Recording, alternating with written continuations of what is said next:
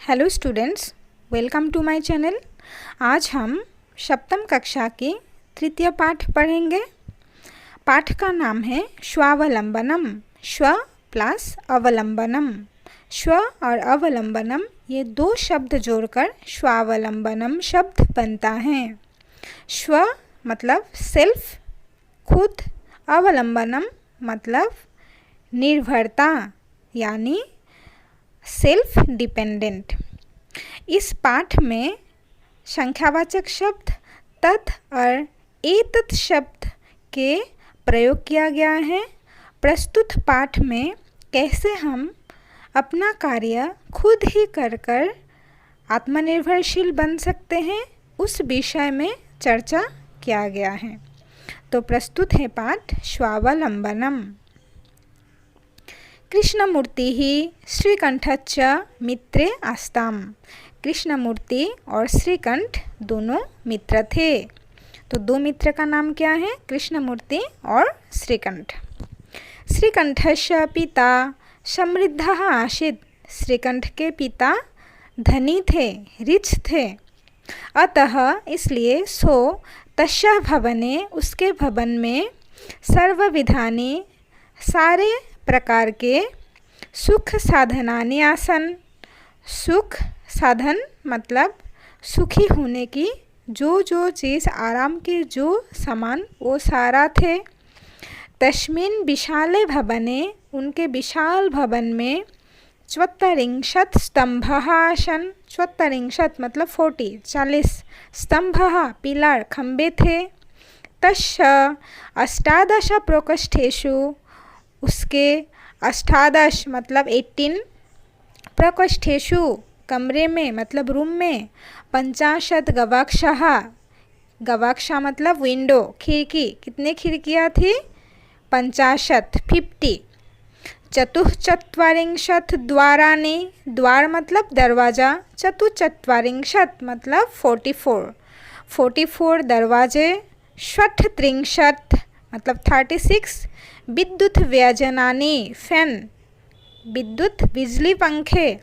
च आसन, तो उनके घर पर 18 प्रकोष्ठेषु 18 रूम में 50 खिड़कियाँ, 44 द्वार, 36 फैन थे।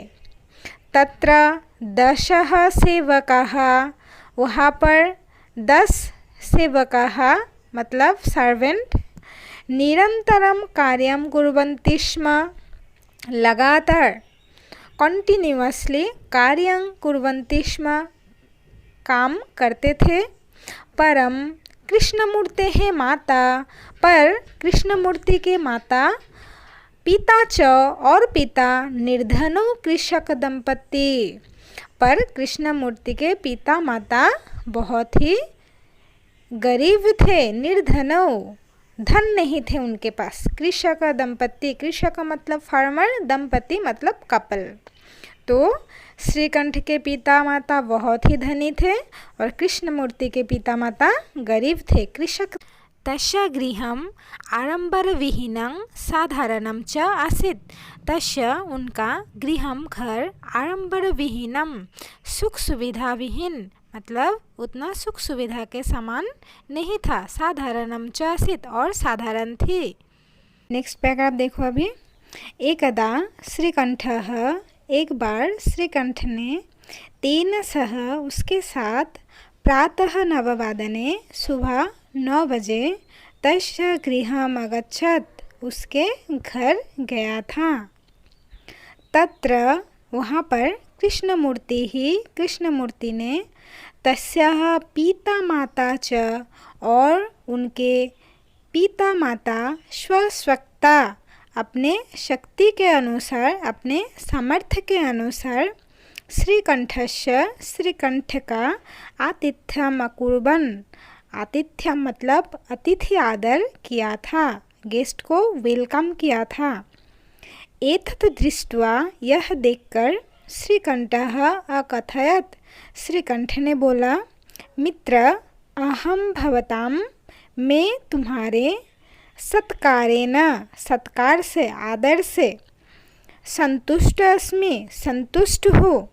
केवलम केवल इदमेव यही एक ममः दुखम मेरे दुख यत् कि तव गृहे तुम्हारे घर में एक अपि भृत्यः नास्ति एक भी भृत्य मतलब नौकर नहीं है।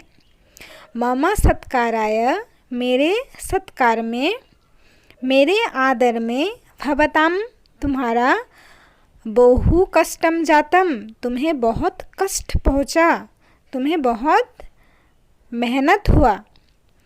मम गृहे तो मेरे घर में तो बहवः कर्मकरा सन्ति मेरे घर में तो बहुत सारे नौकर हैं। तदा कृष्णमूर्ति ही अवदत् तब कृष्णमूर्ति ने बोला मित्र ममापि मेरे भी अष्टौ कर्मकराः सन्ति मेरे भी 8 कर्मकरा हैं सर्वेंट हैं। ते च और वे क्या क्या हैं 2 पादौ 2 पैर 2 हस्तौ 2 हाथ 2 नेत्रे 2 आँखें और 2 श्रोत्रे और 2 कान हैं। तो कृष्णमूर्ति उनके मित्र श्रीकंठ को बोलते हैं कि मेरा भी 8 नौकर हैं और वे क्या क्या हैं 2 हाथ 2 पैर 2 आँखें और 2 कान। एते प्रतिक्षणं मम सहायकाः और ये सब हर मोमेंट एवरी मोमेंट मम मेरा सहायकाः मेरे सहायकारी हैं हेल्पर हैं हेल्प करते हैं। किंतु तव भृत्ताः पर तुम्हारे भृत्य नौकर सदैव हमेशा सदा प्लस एव सदैव सर्वत्र हर जगह एवरीवेयर च उपस्थिताः उपस्थित प्रेजेंट भवितुं न शक्नुवन्ति हो नहीं सकता है। पर तुम्हारे नौकर तो हमेशा हर जगह उपस्थित नहीं हो सकता है। त्वं तु स्वकाराय भृत्याधीनः त्वं तु तुम तो स्वकाराय अपने कार्य के लिए भृत्याधीनः भृत्तः प्लस अधीनः भृत्य मतलब नौकर नौकर के अधीन हो नौकर के ऊपर तुम क्या हो डिपेंडेंट हो। यदा यदा ते अनुपस्थिताः जब जब भी वे अनुपस्थित होंगे तदा तदा त्वं कष्टम अनुभवसि तब तब तुम कष्ट अनुभव करोगे। स्वावलंबेन तु सर्वदा सुखमेव आत्मनिर्भरता में तो हमेशा सुख ही है सुखम प्लस एव सुखी हैं। न कदापि कभी भी नहीं कष्टम भवति कष्ट नहीं होता है। नेक्स्ट पैराग्राफ मतलब लास्ट पैराग्राफ देखो। श्रीकंठः अवदत् श्रीकंठ ने बोला मित्र तब वचनानि श्रुत्वा तुम्हारे वचन सुनकर मम मनसि मेरे मन में महती प्रसन्नता जाता मेरे मन बहुत ही खुश हुआ बहुत ही आनंदित हुआ।